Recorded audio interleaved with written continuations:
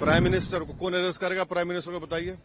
आप कैबिनेट के 6-7 लोगों को केस लगाइए, 30 दिन डालिए अंदर जेल में, गवर्नमेंट गिर गई उनकी। भारत को एक पुलिस स्टेट बनाने का काम बीजेपी सरकार करना चाहती है। BNSS में इतने ऐसे सेक्शंस हैं, किसी को भी आप एक सेक्शन लगा दीजिए 5 साल के ऊपर का कि 90 डेज तक पुलिस कस्टडी ले सकती है। 1930 का गेस्टापो मूवमेंट हम भारत में देख रहे हैं। देखिए, ये जो 3 बिल आए आज इंट्रोड्यूस होंगे, हमारी पार्टी का मानना यह है कि ये theory of separation of powers का, ड्यू प्रोसेस का और जो जनता को ये इख्तियार है कि वो इलेक्टेड गवर्नमेंट्स को अकाउंटेबल बनाए, ये सब चीज़ें उसके खिलाफ जाता है।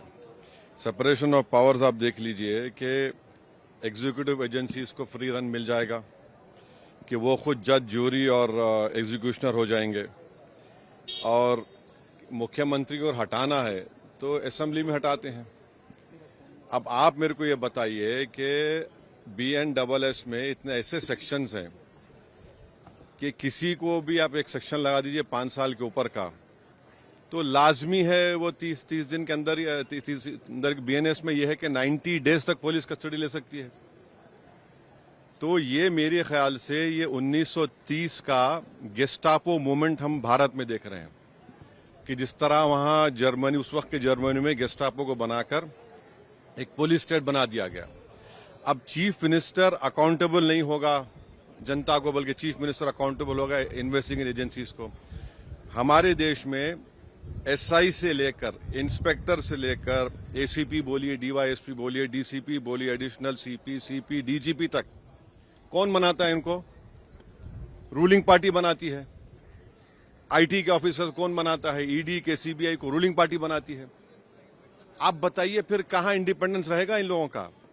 आप कैबिनेट के 6-7 लोगों को केस लगाइए, 30 दिन डालिए अंदर जेल में, गवर्नमेंट गिर गई उनकी।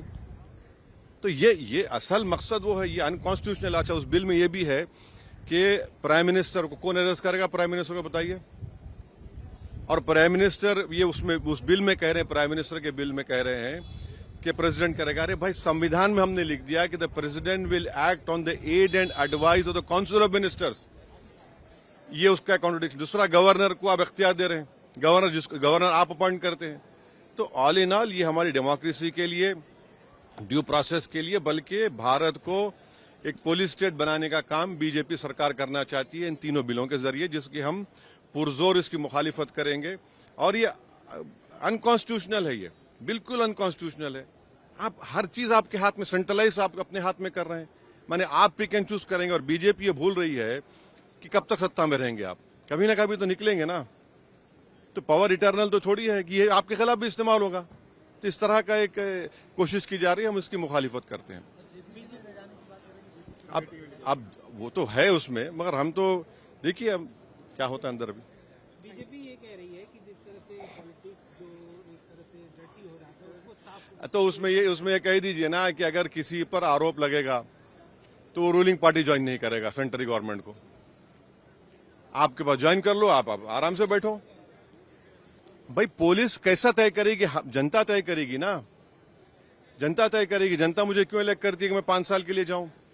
और अगर मैं अकाउंटेबल हो जाऊंगा, एजेंसीज को अकाउंटेबल नहीं होगा जनता को, तो किसका नुकसान होगा इसमें? अच्छा, कहां है इंडिपेंडेंस, कहां है पुलिस का? एक सेक्शन लगा दीजिए, सेडेशन नहीं है, मगर एक सेक्शन है BNSS में 30 दिन छोड़िए, 30 महीने में बेल नहीं होगी। ये चीज चक्कर है, गवर्नमेंट गिर जाएगी, कई गवर्नमेंट गिर जाएंगे। तो जितने अपोजिशन पार्टीज के जो चीफ मिनिस्टर्स हैं, जो उनके पार्टीज हैं, उनको तो इसका पुरजोर मुखालिफत करना चाहिए, वरना तो फिर बारी बारी सब जने जाएंगे अंदर। सर, जन सुनवाई के दौरान दिल्ली के मुख्यमंत्री, हाँ, मैं इसका कंडेम करता हूँ।